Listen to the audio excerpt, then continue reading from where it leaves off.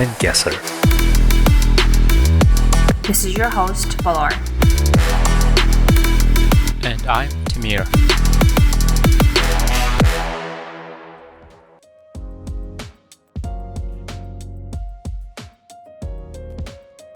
Hello, listeners. You're now listening to 77 Nation podcast. I'm your host, Valor, and my co-host, Gesser, is also present. For today's episode, we will be speaking with Aubrey Menard, who just published her first book, Young Mongols, Forging Democracy in the Wild, Wild East. She's an expert on democracy, political transitions, elections, and extractive institutions. Aubrey, congratulations on your book and welcome to our podcast. Thank you so much. And I'm so excited to be in this discussion with you. Great. So to start off, please tell us about your journey to Mongolia while you were a loose scholar and what inspired you to do your video series. Sure. So I guess my journey to Mongolia actually started before I was a loose scholar. I was a student at the University of Oxford doing my graduate degree, and I was sitting in my class, and my professor was asking us, why do student-led political movements fail? Because there's actually throughout history, there are very few instances of student-led political movements succeeding. And as we got into it, one of my classmates said, what about Mongolia? And the professor didn't know anything about Mongolia, and I certainly didn't know anything about Mongolia. And so he explained to us what little he knew about Mongolia's peaceful, democratic, student-led revolution.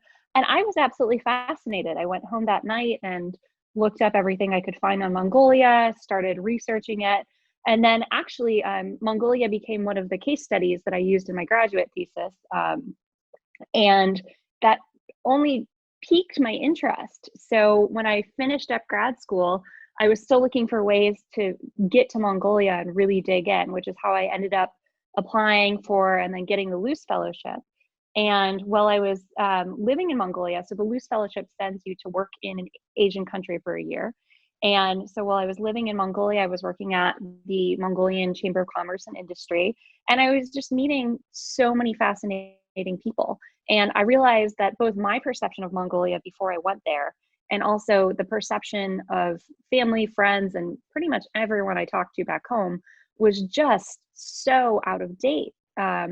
And so I wanted to, rather than being an American who goes to Mongolia and writes a travel blog or something like that, I wanted to try to get the amazing activists and inspiring people who I was meeting in front of a camera so I could show people back home, okay, this is, you might know about herders or, whatever else in Mongolia, but there's so much more going on here. And these are the people who are the real movers and shakers in modern Mongolian society today.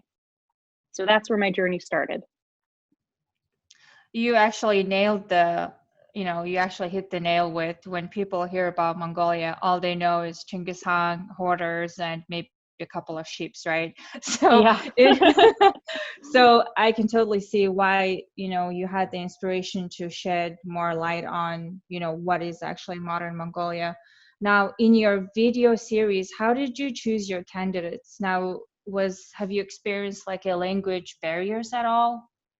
There's absolutely a language barrier. And, part of when I was doing the video series, I wanted to put English speaking people on it, just to remove the language barrier as much as possible so that it was more accessible to a foreign audience. But actually, one of the great things is that when I ended up writing the book, I was able to interview people who didn't speak English because I had some awesome people who helped me translate. And so that let me expand a bit more who I was talking to make sure I was talking to people who were at the forefront of the different topics in the book, regardless of whether or not they spoke English. Mm-hmm. Mm-hmm. So now I have read the reviews on your book, Young Mongols, and as a researcher, when you write a book, you want to touch on some things that other people might have not touched, right? And you have made an attempt to shed more light on young activists working towards a democratic society. Do you describe or make emphasis on the differences between the 1990s democratic activists versus the really, really modern one? Yeah, I mean, I think that there is a lot of difference. Mongolia's democratic revolution in the 90s was exciting, and those activists had, a lot of them had gone to school in other parts of the Soviet Union during glasnost, and were bringing some of those ideas back with them. But those democratic activists, they grew up under an authoritarian communist system. And so change takes place over generations. And so I think what's really fascinating in Mongolia is that the first group of people who experienced their entire life in an open democratic society are only 30 years old now.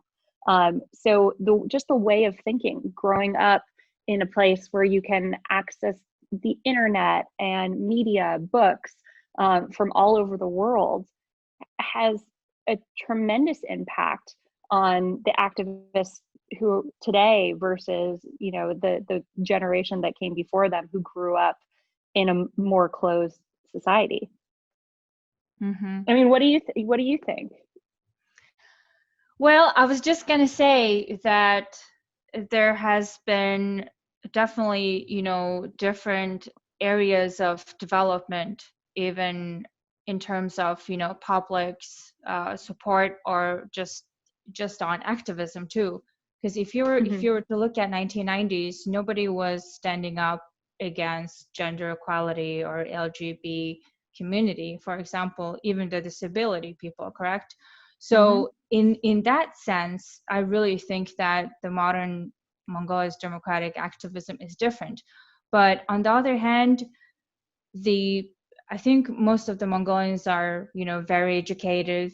They all have internet access. They're much more technologically keen. They have access to all sorts of information, so they know what's going on around the world. Therefore, they're exposed. Maybe perhaps in 1980s or 1990s, they didn't have those access to. So I would like to, shed more light on the technology aspect too. And yes, And so I think I definitely agree with you. sorry to interrupt you. I think you touched on something that's interesting, which is that the definition of what democracy is has really expanded. So in the 90s, during the revolution, I mean, Mongolians were being fed a largely Western view of democracy that was part and parcel with capitalism. And it was defined as, capitalist economic reform and electoral reform. And I think there was, during the Mongolian Revolution, there was talk about the UN Declaration, the Universal Declaration of Human Rights. But some of that, I think, took a back seat to economic and political reform in the 90s. And now you're seeing this new generation really engage with, okay, this is what democracy actually means. This is what intersectional democracy means, that includes all people and helps all Mongolians access the political system. Yes. So it's really expanding. And now, would you say it took 30 years for Mongolia to kind of get into it, or you think we're just starting? Oh, I wish that I could say that democracy is a straight line, but I think you see Mongolia, sometimes it'll be 2 steps forward, 1 step back. And, you have people who are pushing, activists who are pushing for these reforms. And then you have people who, maybe in the 90s were democratic activists themselves, who have since seized political power. And maybe now are very wealthy and they enjoy their political power, and they're not as committed to the ideals of democracy as perhaps they once were. So I think Mongolia is certainly making progress, but has challenges in preserving its democracy. So I was looking at your book on Amazon, and I thought I should enlighten the listeners. You have a one review from Joshua Wong, and I'm sure you have read this already, right? Yeah, yeah. So Joshua Wong is a Hong Kong democracy activist who's been very, very active since 2014, even under the umbrella movement, right? And he wrote on your book review, as I'm just going to read it out loud. As a Sure. young leader in Hong Kong, reading about peers similarly committed to democratic change in Mongolia inspires me. We have the power, the will, and the dedication to improve our nations ourselves. From Hong Kong to Ulaanbaatar, our generation is determined to build a better future. I share both the frustrations of these young Mongols and same resolute hope. So unfortunately, Joshua Wong is currently in jail right now under the national Right. security law, right? I mean, it's not a funny matter, but I just left it Right. as, Yeah. But, when you write a book like this, obviously young democratic activists are reading it. And obviously Joshua Wong too kind of saw something similarities and frustrations. Now, from your research and from your book, possibly, what are these frustrations that Joshua Wong is referring to? So I think, one of the themes that runs throughout the book is corruption. Corruption is endemic throughout the world, but in Mongolia, you see there's so much progress that could be happening, but for corruption. And so many young people who start out really eager to, start an NGO or start a business or, even get into education, whatever it may be. And then, you know, a lot of people run up against challenges in corruption and just get discouraged or, and I think that theme runs throughout the book, and the people that I profiled in the book are mostly people who have stuck with it despite those challenges. But I think, you see a lot of Mongolians either moving abroad or, uh, just giving up some of the time because corruption is a real challenge. Mm-hmm.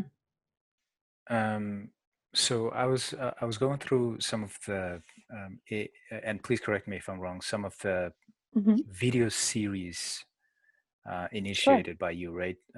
And that tell different stories. And for example, there's LGBTQI life in Mongolia. Also, Mm-hmm. urban planning and pollution. I always felt like generally Mongolians tend to tend to maintain a very pragmatic approach to different issues. For example, compared to perhaps some other countries that have more conservative approach to LGBTQI communities, what strengths do you think Mongolia has, and what weaknesses when it comes to a topic like this?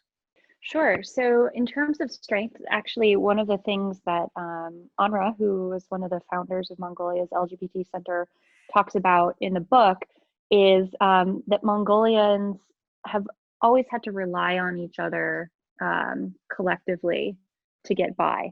And because Mongolia has such such a small population, um, the people aren't disposable, and so you know throughout Mongolian history, he believes Mongolian people who had different gender and sexual identities weren't cast out of their family units. So I think that is, if true, is one strength.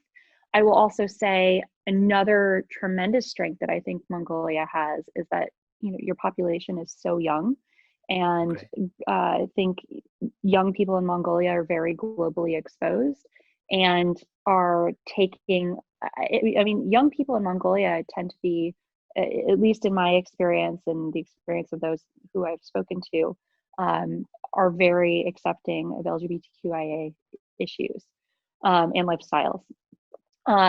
in terms of challenges, and I write a lot about these challenges in the book, I think Mongolian laws are not where they need to be in supporting the human rights of the LGBTQIA community. I think that they have a long way to go there. And then there are also healthcare challenges, especially in the trans community or the intersex community. And this ties into the laws as well. I don't know how much you know about Mongolian laws on this topic, but they've basically forced people, in order to have their gender markers changed for their state registration to match their gender, they have to go through what the government deems to be full surgical transition, and not all of those surgeries are actually available in Mongolia. So if you're not able to, if you don't have the money to fly to Thailand and have several very expensive surgeries, then you never get to live as your true gender in Mongolia. And that can lead to all sorts of employment challenges, hate crimes, violence. That's one of the challenges. And then the other, I think, is the implementation of the new criminal code. So the new criminal code has a provision for, doesn't say hate crimes exactly, but discrimination based on gender and sexuality is one of the things in it. And this was implemented in 2017. The LGBT Center has been training the police and the judiciary on what their responsibilities are under this new provision in the law. And we saw about a year ago, there was a pretty heinous attack by Young Mongol against a transgender sex worker. And the case is now making its way through the Mongolian court system. And the case, I think, has the opportunity to set real precedent in protecting against hate crimes in Mongolia. And I'm interested to see where it ends up, because I think Mongolia has a real opportunity here to make a powerful stance about its hate crime legislation. And we'll see what they do. That's very interesting. I actually remember the case, and so it's still going through the courts then? Yeah. Okay. So these things take a long time, but it's still going through the courts. Okay. I wanted to add up on that. Coming from a policy field myself, I understand the dilemmas when you look at an issue and you have an idea of solving it, right? And you look into how other countries are dealing with it, and you basically import the solution and implement it into the country, for example, Mongolia. And sometimes that, even though how attractive, how great the policy is, it doesn't quite land well, right? It doesn't really implement. It's just the implementation doesn't have the expected outcome, right? Something like that. So in Mongolia's case, does Mongolia have a number of how many LGBT communities that Mongolia has? Is there like a specific number that we're dealing with, or it's only the ones that have come forward that we're looking at? Well, I think, a lot of people aren't living out in Mongolia. In any given population, I think the latest statistics that I know, I haven't looked at these statistics in a while, but you can assume that at least 10% of any given population are gender or sexual minorities. So that's, say 30,000 people in Mongolia, not all of whom are living out. But, actually, since I've been coming to Mongolia, when I first went, there was the LGBT Center and DDHZ were the kind of like the two. That DDHZ is a LGBTQIA bar in Mongolia, for those of you who aren't in the know. But those were kind of like the two main gathering places for the community.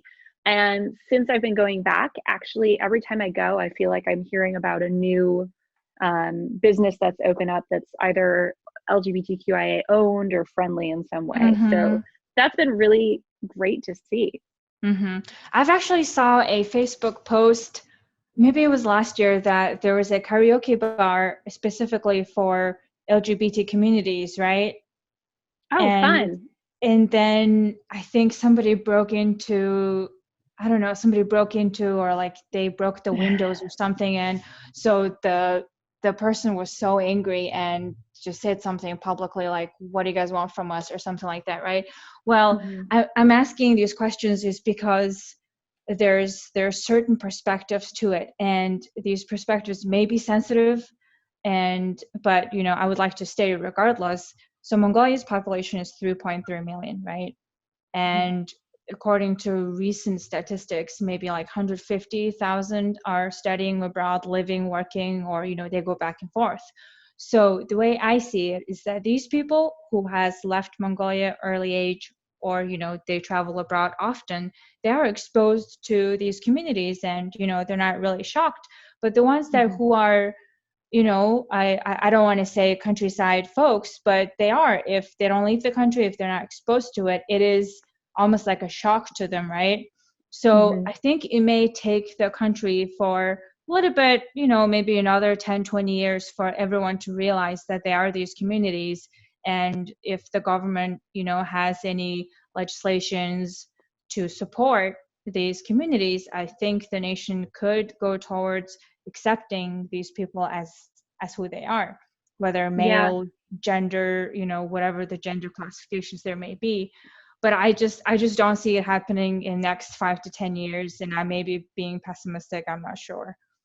Yeah, I absolutely hear what you're saying. And I think the LGBT Center is doing some really great work to make sure not only that kind of this message of acceptance reaches the countryside, but that if you are, say, a queer person or a young queer person who's out in Bayanolgi and you feel totally isolated and, really, like you have no community, that you can learn that there are other Mongolians like you out there. So some of the things that they're doing there's the Mongolia Queer podcast, and it's available on the internet. They're working on getting it transcribed as well, so it's available to people who have auditory disabilities, and they're working on getting it on radio stations too, so that no matter where you are in Mongolia, there are resources that you can access, and it doesn't just have to be dependent on you being in UB. So I think that's really great, and they have listeners from all over the country, and actually all over the world, because they have a lot of Mongolian expat listeners too. I see. Yeah, go ahead. I just wanted to add that, when I think about from the perspective of our neighbors, for example, China and Russia, I remember, for example, President of Russia, Vladimir Putin, saying something like, our laws don't necessarily, discriminate or not against, LGBT community, but against the propaganda. I'm not sure if that's the, a sleek way, where I'm not sure if it's like a smart way of going around things, or just another, or in the same ballpark of discrimination. How do you think Mongolia is different from that? Yeah, I've lived in Russia, and I was actually living in the summer that propaganda law passed, which I think was the summer of 2013. I was living in Russia. Okay. And Russia is a very scary place to be a queer person, and I have never felt that way. I mean, certainly Mongolia, there are dangers everywhere, but Mongolia is much more open and accepting than Russia. I mean, in Russia, in Chechnya, these past couple of years, they have been rounding up gay and bisexual men and torturing and killing them, as well as torturing their families. And I mean, it's absolutely horrific. And that's not, in Mongolia, there are many problems. There are hate crimes, there are challenges that the community faces to live out and proud every single day, but it's not Russia. And I think that that's important. Speaking of Chechnya, I always wondered, why does this republic, in Russia they call it, republics, right? Has Mhm. this enormous, almost has this ability to operate outside the country constitution. And are there any other similar republics that have this, Yeah, so we could Yes. get I could go really far down this path if you want, but so Kisiri asked the Kadyrov, wrong question. We have other topics to discuss. yeah, I'll give you like a really short answer, part of which is that Kadyrov, who is the leader of Chechnya, he used to be a Chechen freedom fighter, and he's essentially struck a deal with Putin. Kadyrov has his own army, which is, and these are the, when Vladimir Putin says that Russian troops aren't in Ukraine, it's because he's essentially sent in Kadyrov's private army. And so, Chechnya, Kadyrov and Putin have this very kind of co-opted relationship where they both are their own power brokers against each other. And let's talk about Mongolia. We could get really into the weeds on Russia. But I actually wrote an article about Putin and Kadyrov a few years back. So if you're curious, you can Google it. I will. Okay, so since you guys are talking about articles and governance, I have read your article published with the Washington Post titled "In Mongolia, Proposed Legislation Endangers Civil Society." Mm-hmm. And one area really struck to me because I think you and I see this legislation, especially this clause, very differently, and maybe because I am from, my background is in foreign policy and national security, so I touch on, anti-corruption and money laundering and stuff. And in your article, you have specifically said that the Article 14.2, the draft states that organizations or a person that is conducting activities against national unity or that promotes money laundering extremism, and you saw this as this may impose an overarching issue for incoming nonprofit organizations such as LGBT the community, correct? Mm-hmm. And the way I see it is that this legislation is particularly aimed for having more financial monitoring, financial transparency in order to avoid money laundering, corruption, right? Especially with Mongolia going on gray list under Financial Action Task Force. And I just wanted to ask, how did you see this legislation kind of threatening civil society, and this is not necessarily to LGBT community but also other nonprofit organizations? Sure. So actually, I'm so glad that you asked me this question because this article was really controversial. Okay. And I wrote about the fact the Financial Action Task Force gray listing in the article, and it got cut by the editors. And so when it came out, people were like, well, we just got gray listed, like this is why we have this legislation. And I think that I think that there are two things that are true. I think that Mongolia does have money laundering problems. I think that there are a lot of nonprofits that are owned by politicians that may be tied up in some of those practices. Not just politicians, but the oligarchy in general. And I think that there need to be stricter controls over that. So I concede that. I think that that's all true. I think that Mongolia does need to have its nonprofit legislation and its money laundering legislation updated. However, I see this as a separate issue. Russia has been exporting this, we're going back to Russia. Russia has been exporting this sort of boilerplate language on nonprofits. And you see this in other countries. I mean, you can, if you look at Hungary and how they've cracked down on civil society, you see this across countries in Russia's sphere of influence. And the language in that Mongolian law, that national unity language, that is like almost copy paste the language that you see in these Russian exported laws. Mhm. And these laws are being used to curtail civil society freedom. And it's, it's not just LGBTQIA groups. You see it with feminist groups and other groups all across the civic space. It's the kind of legislation that can be used to stop those groups from getting funding in the name of national unity. They can come in and say, and you hear this kind of argument from conservatives in Mongolia that, LGBTQIA people are threatening national unity because they're not contributing to childbirth numbers, and that you need to promote Mongolian childbirth because it's such a small nation. You hear the same criticisms of feminist organizations, for example. Mhm. And so, while I agree with you that Mongolia needs to crack down on money laundering and it needs to revise its civil society registration process, Mhm. I think that people need to be very careful about Mhm. what kind of language goes into those laws Mhm. and what sort of foreign influence goes into those laws as well. Mhm. Okay, thank you for clearing that.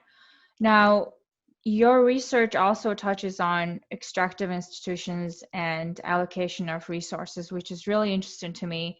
And, it's basically elephant in the room of Mongolia, right? You're I don't so think rich. I don't think it's an elephant in the room. I think everybody talks about it all the time. Yes, but they Main don't, topic.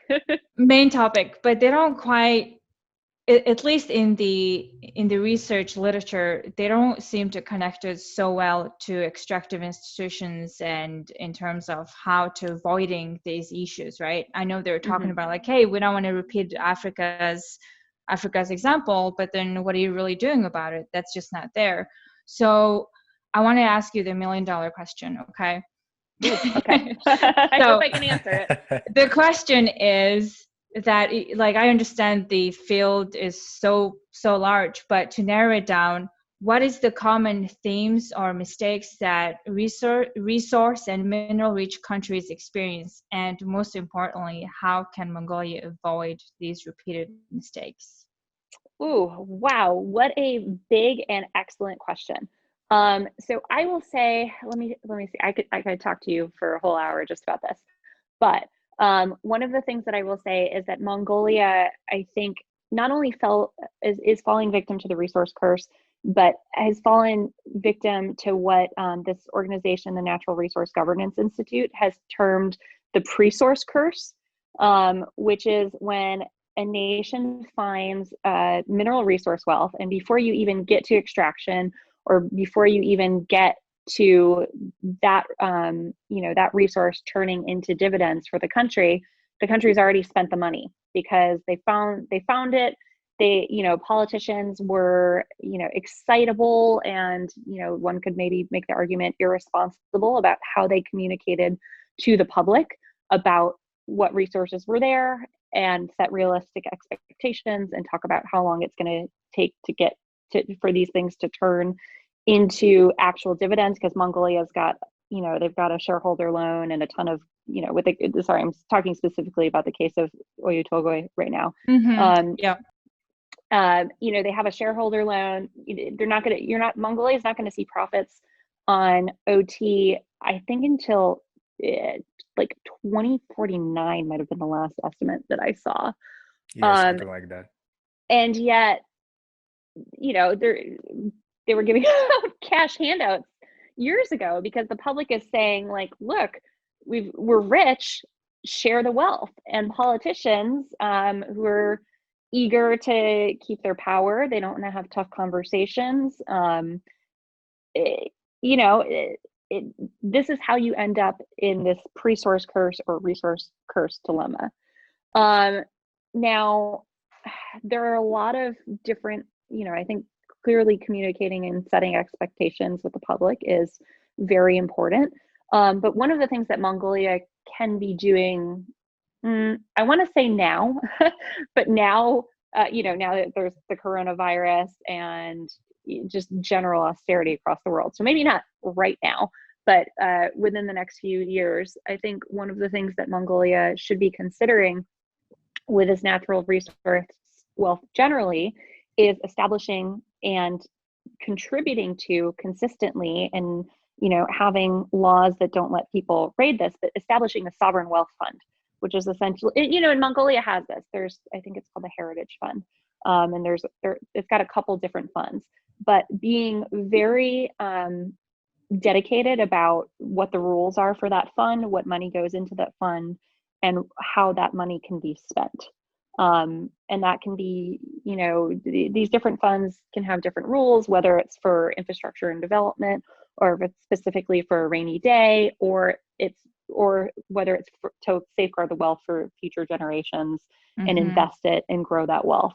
So I think those are a couple ways that Mongolia could manage its natural resource wealth better.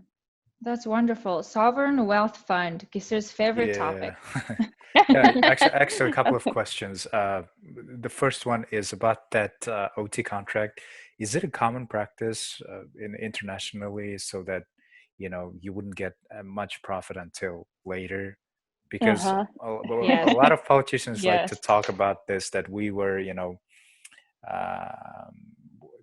it was a fraud, we were taken advantage of, and it should have been something like Erdenet Mining Corporation, because I'm from Erdenet, right? When the state has 51% stake in it. Do you think it was a fair contract? Ooh, I'm not going to answer that question. Okay, fair enough. No, Gisira, you could rephrase. You could say, do you think 34% is fair? Not only that, 34%, but is it reasonable that it takes more than 20 years for a company to turn to profit for mining? Okay, this is you. So you've asked a few questions. So actually, there's been a bit written about how Rio has. I mean, they totally misestimated how long the underground was going to take. And part of that has to do with Mongolian politics, and part of that has to do with, if you look globally at production timeline estimates for oil, gas, and mining companies across the world, oil, gas, and mining companies are notoriously bad at estimating how long it actually takes them to do their jobs and get these minerals out of the ground. You see this across the world. And so the first question that you asked me is whether these sort of shareholder loans or another structure or production sharing agreements are common practice, or if it's just Mongolia that's ended up in this situation. And it is not just Mongolia. This is like common practice. So you saw this like when the Soviet Union collapsed and a lot of countries opened up. We're seeing this now throughout sub-Saharan Africa. Developing countries, the companies come in, they find extractive resources, and the countries don't have the technology, the expertise, or the capital and the machinery that you need to get this out of the ground. And so they enter into a production sharing contract or a shareholder loan, and the terms of which, and this is where I think there's, so the U.S. and sorry, I hope your listeners don't find this too boring, because I can get fairly technical on this. But when the U.S. passed the Dodd-Frank law, there's Section 1504, which says that companies have to be fully transparent about the payments that they make to national and subnational levels of government. So in the US, oil industry has been fighting this law tooth and nail. It's still not implemented. However, it triggered parallel legislation in the EU, Canada, the UK, and Norway. And so any company that is listed on these stock exchanges now has to be fully transparent about its payments to, and this would be at both the federal level and the IMAG level, maybe even down to the SUM level, depending on which country and how the legislation is written. And so companies essentially, this is one of the things that this does is it prevents companies from paying bribes to politicians who might sell their country down the river in order to benefit their own selves. And that's a big part of the intent of this legislation. And there's other Foreign Corrupt Practices Act is another piece of legislation that tries to prevent this sort of thing. But yeah, I mean, mining is a very controversial topic in Mongolia, and it's like, you could ask whether, the company made the bad deal, or whether certain Mongolian, and there are cases that are being adjudicated about whether certain Mongolian politicians accepted bribes to agree to less than favorable contracts on Mongolia's behalf. So there's a lot going on there.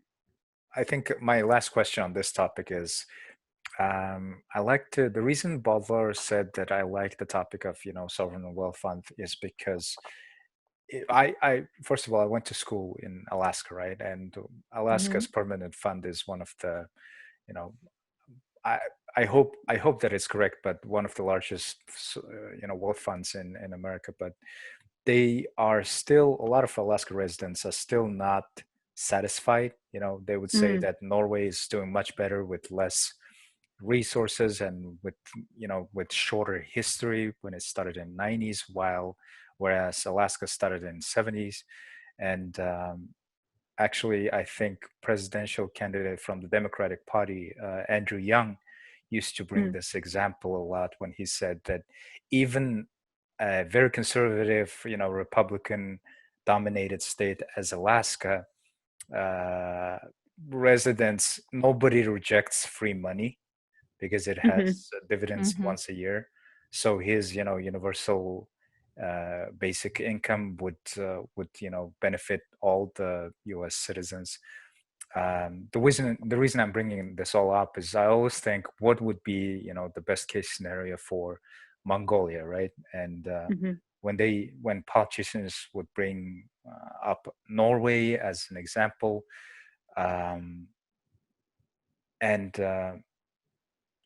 like on the topic when you were talking about the pre-source, right?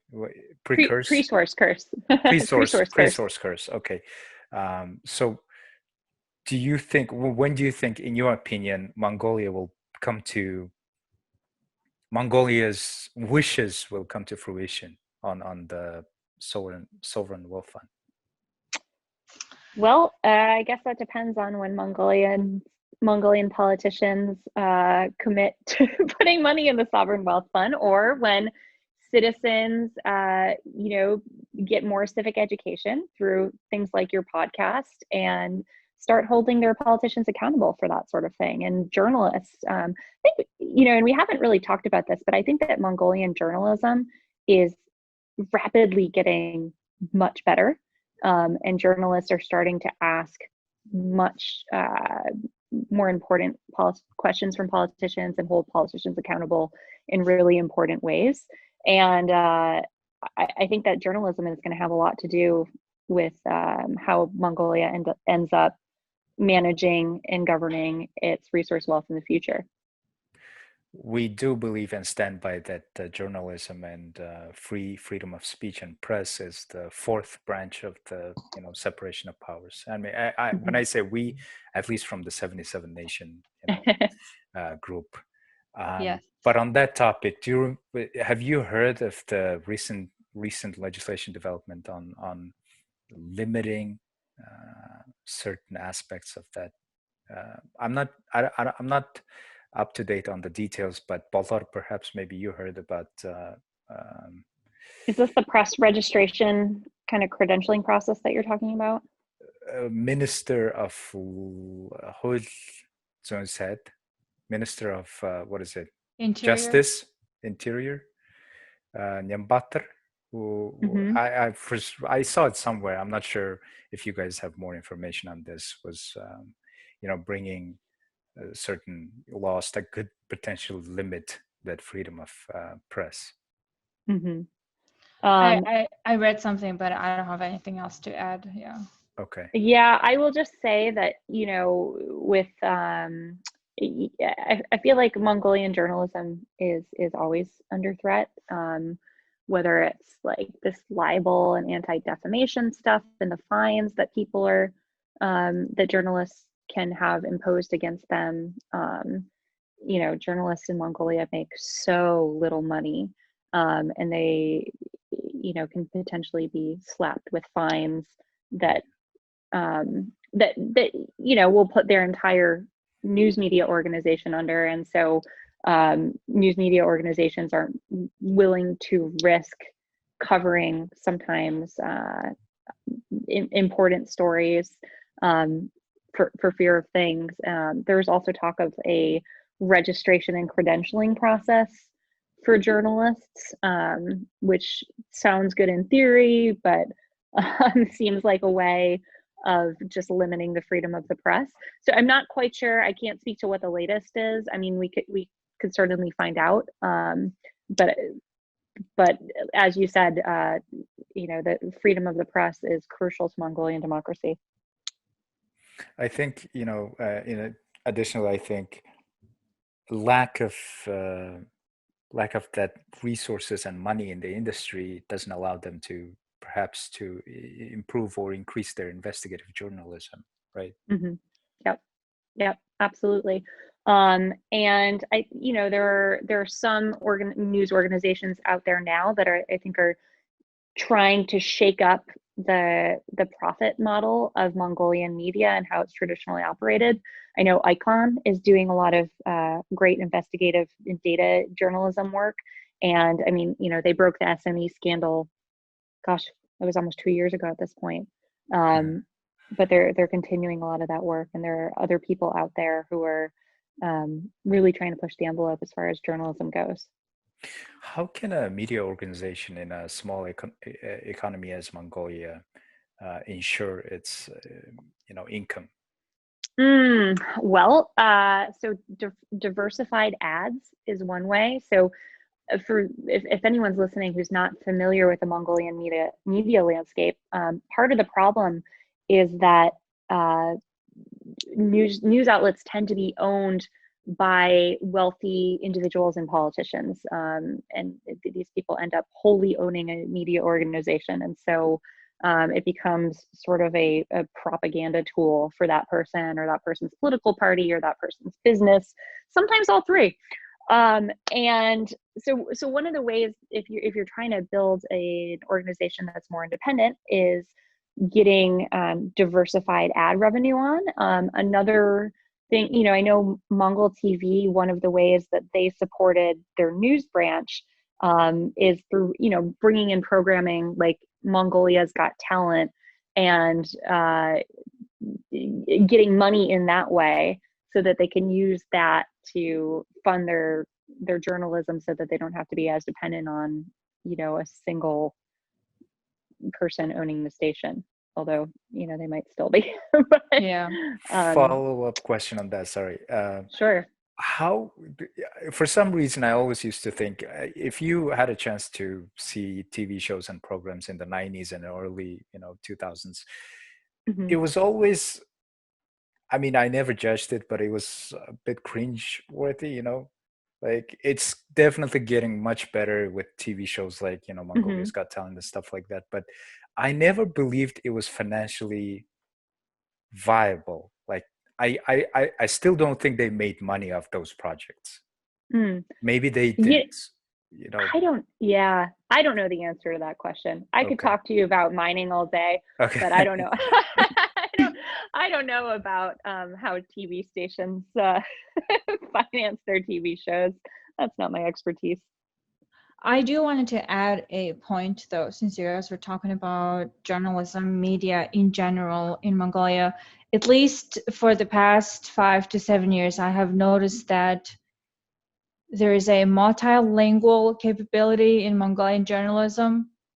If you speak multiple languages, you can publish whatever, right? If you speak English, then you can translate English-based news into Mongolian, and that's also a job for you, right? So for example, I saw your interview with Gogo.mn and Montana too. They all now have English, newspaper and articles.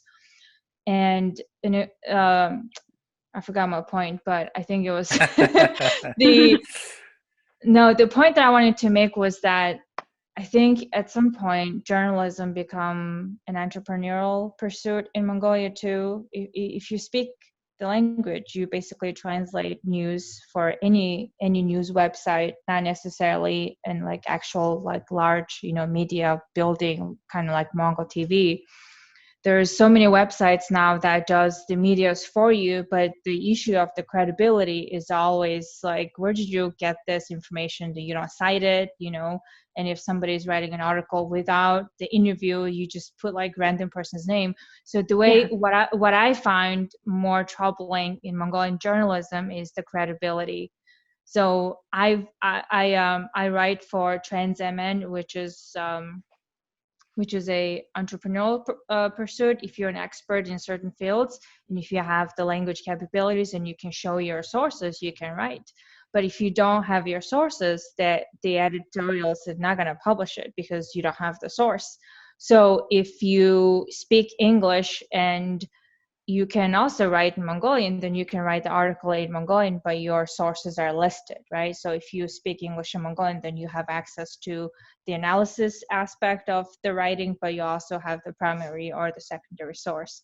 Anyway, that's what I wanted to add. Good topic, though. Yeah, and I think that's actually changing rapidly. I think that there are a lot of people working on standards and credibility, both in journalistic and academic writing in Mongolia right now. So one of the people profiled in the book is Namka from Remo Media, who's doing a lot of work around disinformation and the spread of disinformation in Mongolia, and trying to train people to be more media literate and more critical consumers of what they're reading.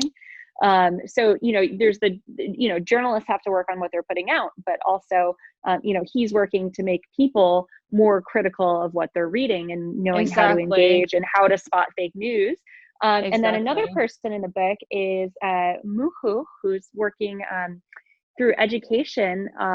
He talks about he was doing his master's in development studies in Australia, and he'd been a Mongolian academic for years.